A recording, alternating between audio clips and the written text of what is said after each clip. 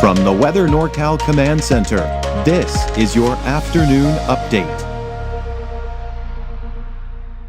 American Door Company has been family-owned and operated for over 29 years, supplying Northern California with quality garage doors, garage door openers, and installed with the best service you'd expect from a locally owned company. We serve all of Northern California from Willows all the way up to the Oregon state line. Give us a call today. Well, as expected, we're starting to see some clearing in some areas, but that doesn't mean it will be dry the rest of the day. Yes, we can see some clearing skies out towards Crescent City at the Harbor District, but you see how we're still seeing some clouds out there. We could eventually maybe even see a stray shower here coming in through the rest of the afternoon and even into the evening hours, but we're in kind of this trend where things are starting to clear up. We're starting to dry things out. And that's going to be the trend here for the rest of the day, and especially going into tonight. Not as much clearing for parts of the valley. You can see Lake Oroville, North Forebay is still looking at the overcast skies there, but not really a ton of rain. But again, it's going to be off and on chances for showers throughout the rest of the day today. Even looking at those low clouds we've seen this morning out towards Lassen Park at the south entrance, we're seeing those clouds begin to kind of lift a little bit here. So a little bit of clearing even for some of the higher elevations. So scattered showers, as I mentioned, will continue today. Still levels mainly above 4,000 feet with our first taste of spring later this week. I've been talking about it since last week. You're probably saying, well, where is it? It's coming. It'll be here before you know it. And of course, we're looking at gusty winds most likely associated with this event to begin with. But the wind should die down by the weekend. So there's a look at Futurecast. Let's take you through at least the next couple of hours going through about 3 o'clock in the afternoon. There are some breaks in the clouds, but there are some scattered showers in there. Now you can see some yellows and even some oranges in there, indicating there could be a brief period of moderate rain in some areas. But for the most part, just some passing showers, even some flurries above 4,000 feet. But you can see not very wet even for the coast at this point. Now we're going at 6 p.m., seeing more clearing, especially on the west side of the valley. Still a passing shower, maybe even a brief period of moderate rain. And there you can see some scattered snow flurries off to the east. But for the most part, things are fairly dry again for the north coast. Now we go into about 10 o'clock tonight. Now things are starting to clear out. Still a flurry or two here and there, but for the most part, things have dried out, and we're going to keep it dry going into your Wednesday morning. Now Wednesday, yes, it's going to dry out. It's going to start to warm up. But we'll really feel that warm up by the time we get into Thursday. But on top of that, we've also got some gusty winds in the forecast as well, which we'll get into here in just a second.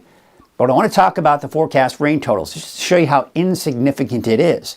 Scattered showers here and there. These are not to be accepted as exact totals that you'll see for the area, just to indicate that off and on chances for showers, indicating a few hundredths of an inch of rainfall, maybe a tenth in some areas. So there you can see the storm system that passed through us last night and early this morning. It's quickly moved off to the east, but we do have clearing coming in behind that as the warmer air eventually starts to move on in. So there's the warmer air. It's going to move up to the north, this ridge of high pressure.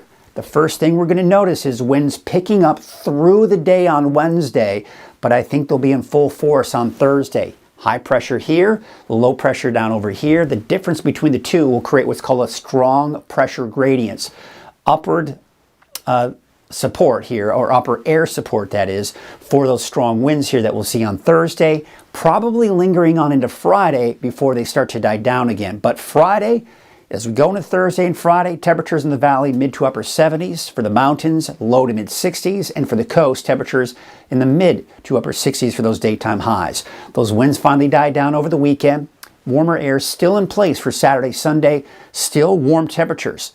But after this weekend, we're going to see the trend shift back to cooler air beginning to move in. This could bring us some more rain and snow, but at this point, it looks fairly moisture starved. So I don't anticipate that we'll see much in the way of rain going into early parts to middle parts of next week, but we can expect to see those temperatures drop again, and it will get cooler out there. So this warming trend won't last forever.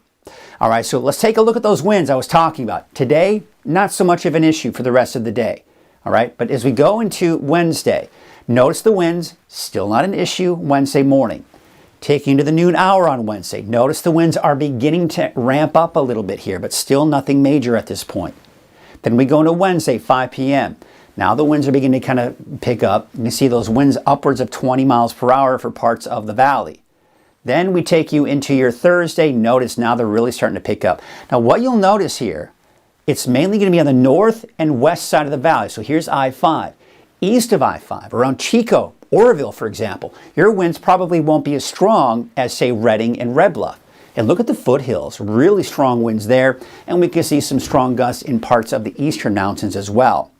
That continues through the day on Thursday. Thursday at noon, Thursday afternoon, now you're seeing those winds. Again, see how they're mainly to the north and west side of the valley, not as strong on the east side, but still pretty gusty winds even in the eastern mountains.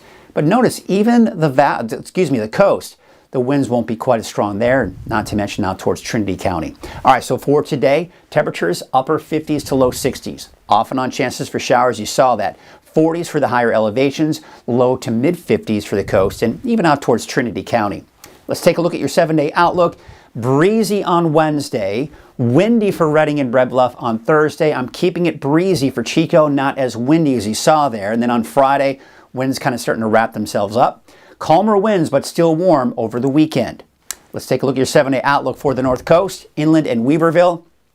There you can see, of course, things starting to kind of dry out, warming up as well. Could see some low 70s in there for the inland areas and even some low to mid 70s here for places like Weaverville as well.